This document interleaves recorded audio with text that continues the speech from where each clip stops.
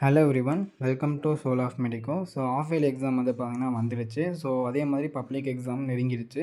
So English எக்ஸாமில் வந்து எப்படி ப்ரெசென்ட் பண்ணுறது, so in order to get centum அப்படிங்கிறத பற்றி நிறைய பேர் வீடியோ போட சொன்னீங்க. ஸோ நான் ஆக்சுவலி வந்து பார்த்தீங்கன்னா இங்கிலீஷ்க்கு ஸ்கேன் காப்பி வந்து வாங்கியிருந்தேன். ஸோ நான் வந்து பார்த்தீங்கன்னா 100க்கு வந்து 96 தான் ஸ்கோர் பண்ணேன். ஸோ எதனால் அந்த 4 மார்க் போச்சு அப்படின்னு எனக்கு தெரியல. அதனால் வந்து பார்த்தீங்கன்னா ஸ்கேன் காப்பி வந்து வாங்கினேன்.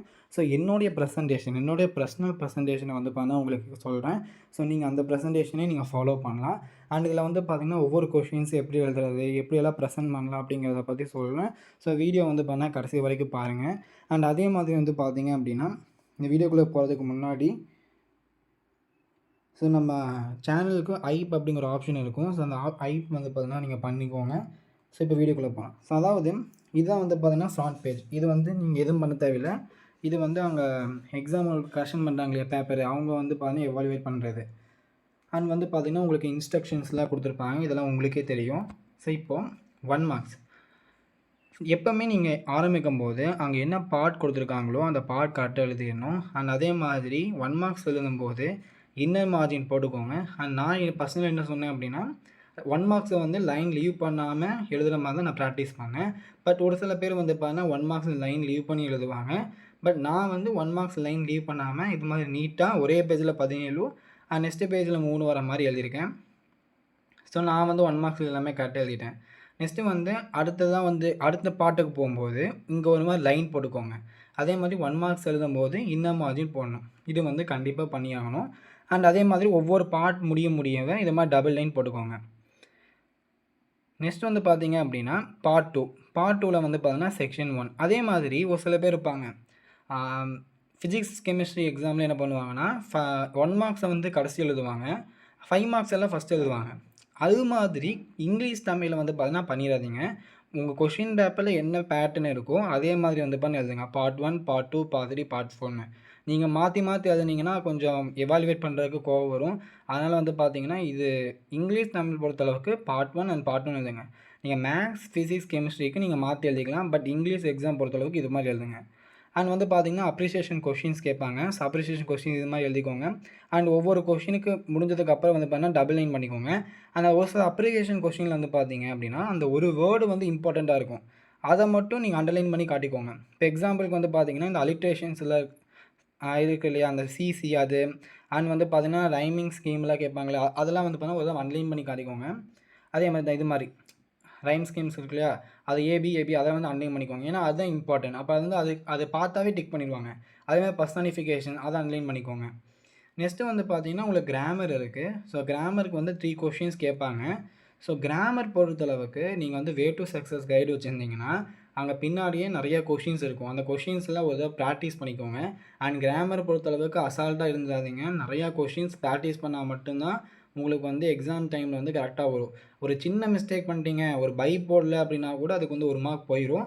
ஆனால் கிராமருக்கு கொஞ்சம் நிறைய இம்பார்ட்டன்ஸ் கொடுத்து ப்ராக்டிஸ் பண்ணிக்கோங்க.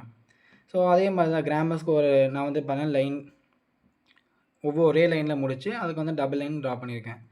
நெக்ஸ்ட்டு வந்து பார்த்தீங்கன்னா பார்ட் 3 செக்ஷன் 1 அப்படின்னு எழுதிட்டேன். இது வந்து இஆர்சி வந்து பார்த்தீங்கன்னா நிறைய பேர் வந்து எக்ஸ்பிளனேஷன், ரெஃபரன்ஸ், கான்டெஸ்ட் அப்படி எழுதுவாங்க. பட் நாங்கள் எப்படி ப்ராக்டிஸ் பண்ணோங்கன்னா கான்டெஸ்ட் எழுதிட்டு அந்த போயம் வந்து எங்களுக்கு எடுத்திருக்கோம். அதுக்கான எக்ஸ்பிளனேஷன் அண்ட் அதுக்கான லைன் இது மாதிரி தான் நான் ப்ராக்டிஸ் பண்ணேன். பட் நிறையா ஸ்கூலில் வந்து பார்த்திங்கன்னா எக்ஸ்பிளனேஷன், கான்டெஸ்ட், ரெஃபரன்ஸ் அந்த பேட்டர்னில் வந்து எழுதியிருப்பீங்க. பட் நான் வந்து இதான் ஃபாலோ பண்ணேன். என்னுடைய பர்சனல் எங்கள் டீச்சர்ஸ்லாம் வந்து இதை ஃபாலோ பண்ண சொன்னாங்க. நான் இதுமாதிரி ஃபாலோ பண்ணேன். பட் உங்கள் டீச்சர் என்ன சொல்கிறாங்கன்னு நீங்கள் அதை ஃபாலோ பண்ணிக்கோங்க. ஸோ இஆர்சி 2 எழுதியிருக்கேன். நெக்ஸ்ட்டு வந்து பார்த்தீங்கன்னா உங்களுக்கு 3 மார்க் கொஷின் இருக்கும், அதை நான் எழுதியிருக்கேன்.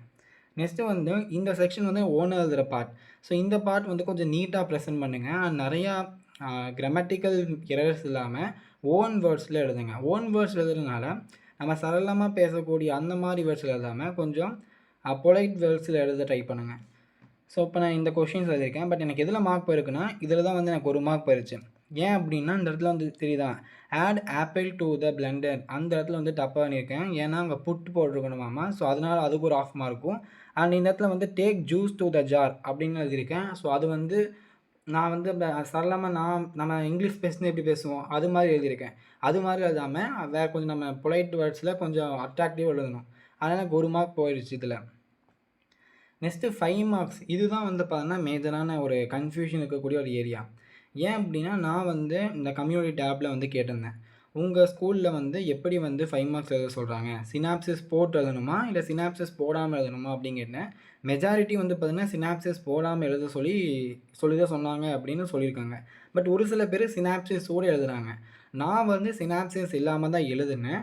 அண்ட் வந்து பார்த்தீங்கன்னா, எனக்கு வந்து சென்டம் கிடைக்கல ஆக்சுவலி. 4 மார்க்ஸ் தான் கேட்டிருந்தாங்க. 4 மார்க்ஸ் தான் குடுத்துருக்காங்க. ஏன் அப்படின்னா, நான் ஒரு சில மிஸ்டேக் பண்ணிட்டேன். எக்ஸாம்பிளுக்கு வந்து பார்த்தீங்க அப்படின்னா, ஃபர்ஸ்ட்டு 41க்கு வந்து ஆக்சுவலி ஃபர்ஸ்ட்டு கொஸ்டின் வந்து பார்த்தீங்கன்னா, எந்த மிஸ்டேக்கும் இல்ல. கன்டென்ட் கம்மியா இருக்குன்னு அதுக்கு மார்க் வச்சுட்டாங்க. செகண்டுக்கு வந்து பார்த்தீங்கன்னா, இந்த இடத்துல வந்து பார்த்தீங்கன்னா, நான் கொஞ்சம் அடிச்சு எழுதியிருக்கனால அதில மார்க் குறைச்சுட்டாங்க. அண்ட் இஸ் பிகம் அதுக்கு பதிலா பிகம் போடுறதுக்கு பதிலா இஸ் பிகம் போட்டேன். ஸோ அது 2 மார்க் பண்ணி அதில ஒரு மார்க் குறைச்சுட்டாங்க. அண்டு லைஃப் ஆஃப் பை வந்து பார்த்தீங்க அப்படின்னா, இங்க தார்பாலின் இருக்கு இல்லையா? இது கொஞ்சம் ஸ்பெல்லிங் தப்பா எழுதிட்டேன். இந்த இடத்துல கரெக்ட்டா எழுதிட்டேன். பட் இந்த இடத்துல வந்து பார்த்தீங்கன்னா, தப்பா எழுதிட்டேன். ஸோ அதனால வந்து பார்த்தீங்க அப்படின்னா, எனக்கு வந்து மார்க் குறைச்சுட்டாங்க. அ சினாப்சிஸ் போட்டு போடாம தான் எழுதியிருக்கேன். பட் 4 மார்க்ஸ் குடுத்துருக்காங்க. ஆனா சினாப்சிஸ் போட்டு எழுதின ஒரு சில பேர் என்ன சொல்றாங்கன்னா, நான் சினாப்சிஸ் போட்டு எழுதினேன். பட் எனக்கு வந்து 3 மார்க்ஸ் தான் குடுத்துருக்காங்க. ஏன்னு கேட்டா வந்து சினாப்சிஸ் போடாம தான் எழுதணும். பேராகிராஃப்னா பேராகிராஃபா தான் எழுதணும். எதுக்கு சினாப்சிஸ் போட்டு எழுதுறாங்க அப்படின்னு சொல்லி எங்கள 2 மார்க்ஸ் குறைச்சிருந்தாங்க அப்படின்னு நெறைய பேர் சொல்லியிருக்காங்க. பட் உங்க ஸ்கூல்ல என்ன ஃபாலோ பண்ண சொன்னாங்களோ, நீங்க அத ஃபாலோ பண்ணிக்கோங்க. நான் வந்து சினாப்சிஸ் இல்லாம தான் வந்து பார்த்தீங்கன்னா, எக்ஸாம் வந்து எழுதினேன். நெக்ஸ்ட்டு வந்து பார்த்தீங்கன்னா summary writing. So summary writing வந்து பார்த்தீங்கன்னா, ரஃப் டிராஃப்ட் எழுதி அத அடிச்சு விட்டுறணும். அண்ட் ஃபேர் டிராஃப்ட் எழுதணும். And number of words in the passage, number of words in rough dot and fair dot இது எல்லாமே எழுதிறணும். நெக்ஸ்ட்டு வந்து பார்த்தீங்கன்னா, லெட்டர் ரைட்டிங். லெட்டர் ரைட்டிங் வந்து பார்த்தீங்கன்னா, இது மாரி கரெக்ட்டா வந்து அந்த ஆர்டர் கரெக்ட்டா இருக்கணும். ஃபர்ஸ்ட்டு வந்து ஃப்ரம் எழுதணும். நெக்ஸ்ட்டு டூ எழுதணும். ரெஸ்பெக்டர்ஸ் ஆர் நெக்ஸ்ட்டு சப்ஜெக்ட் என்ன, நெக்ஸ்ட் அந்த கன்டென்ட் எழுதி அண்ட் வந்து பார்த்தீங்கன்னா, date, station, your faithfully and address to the envelope இது வரைக்கும் கரெக்ட்டா எழுதுனீங்கன்னா, உங்களுக்கு 5 மார்க் குடுத்துருவாங்க. நெக்ஸ்ட்டு வந்து பார்த்தீங்க அப்படின்னா, உங்களுக்கு இந்த இந்த நான் வந்து அந்த 2 இருக்கும் இல்லையா? அதில வந்து இந்த மிஸ்டேக்ஸ கண்டுபிடிச்சேன். ஸ்பாட் த எரர் அது வந்து பார்த்தீங்கன்னா எழுதியிருக்கேன். நெக்ஸ்ட் வந்து பார்த்தீங்க அப்படின்னா, இந்த 41 இதில வந்து அந்த பத்தி கொடுத்து அந்த பத்தியிலேருந்து கேள்வி கேட்டிருப்பாங்களா? ஸோ அந்த கொஸ்டின் எழுதியிருக்கேன். ஸோ இது மாரி நீங்க பிரசன்ட் பண்ணீங்கனாவே போதும். பட் என்னோட ஹேண்ட் ரைட்டிங் வந்து அந்த அளவுக்கு இருக்காது. பட் ஆனா கரெக்ஷன் பண்ற அளவுக்கு இருக்கும். ரொம்ப நல்லா இருக்காது. பட் ரொம்ப மோசமாவும் இருக்காது. மீடியமா இருக்கும். அண்ட் எனக்கு வந்து பார்த்தீங்கன்னா 96 மார்க்ஸ் குடுத்துருக்காங்க. ஸோ கொஞ்சம் ப்ரெசன்டேஷன் நீட்டா பொறுமையா எழுத பாருங்க. அதுவும் ரொம்ப பொறுமையா எழுதிட்டு இருக்காதீங்க. கொஞ்சம் டைம் பத்தாம கூட போக வாய்ப்பு இருக்கு. ஒரே கான்ஸ்டன்ட் ஸ்பீடா நீட்டா ஃபர்ஸ்ட்லேருந்து கடைசி வரைக்கும் ஒரே மாரி எழுதுங்க. ஸோ நல்லா ப்ரெசென்ட் பண்ணுங்க. அதே மாதிரி ஹால்ஃப் இயர்லி எக்ஸாமுக்கும் எப்படி நீங்க பப்ளிக்ல ப்ரெசென்ட் பண்ண போறீங்களோ, அதே மாதிரி ஹால்ஃப் இயர்லிக்கு ப்ரெசென்ட் பண்ணி பிராக்டிஸ் பண்ண ஆரம்பிங்க. ஏன்னா இங்கிலீஷ் எக்ஸாம் வந்து நீங்க அதிகமா எழுத மாட்டீங்க. இனி ஹால்ஃப் இயர்லி எக்ஸாம் 1 எழுதுவீங்க. நெக்ஸ்ட் ஃபர்ஸ்ட் டிவிஷன் எழுதுவீங்க. செகண்ட் டிவிஷன் எழுதுவீங்க. 3 எக்ஸாம் தான் எழுதுவீங்க. மத்த சப்ஜெக்ட் கிட்ட உங்க ஸ்கூல்லயே வந்து பார்த்தீங்கன்னா, எப்படி இருந்தாலும் கண்டிப்பா ஒரு ஒரு டெஸ்ட்டாச்சும் கண்டிப்பா வைப்பாங்க. பட் இங்கிலீஷ் எக்ஸாம் வந்து அவ்வளோ இம்பார்ட்டன்ஸ் குடுக்க மாட்டாங்க. அதனால இந்த 3 எக்ஸாமையும் கரெக்ட்டா வந்து நீங்க எப்படி பப்ளிக்ல பிரசன்ட் பண்ண போறீங்களோ, அது மாரி வந்து பார்த்தீங்கன்னா, பிரசன்ட் பண்ணி பிராக்டிஸ் பண்ணிக்கோங்க. ஸோ இந்த வீடியோ உங்களுக்கு ஹெல்ப்ஃபுல்லா இருக்கும்னு நெனைக்கிறேன். ஸோ இந்த வீடியோ உங்களுக்கு ஹெல்ப்ஃபுல்லா இருந்தது அப்படின்னா, உங்க ஃப்ரெண்ட்ஸ்க்கு ஷேர் பண்ணுங்க. தேங்க்ஸ் ஃபார் வாட்சிங்.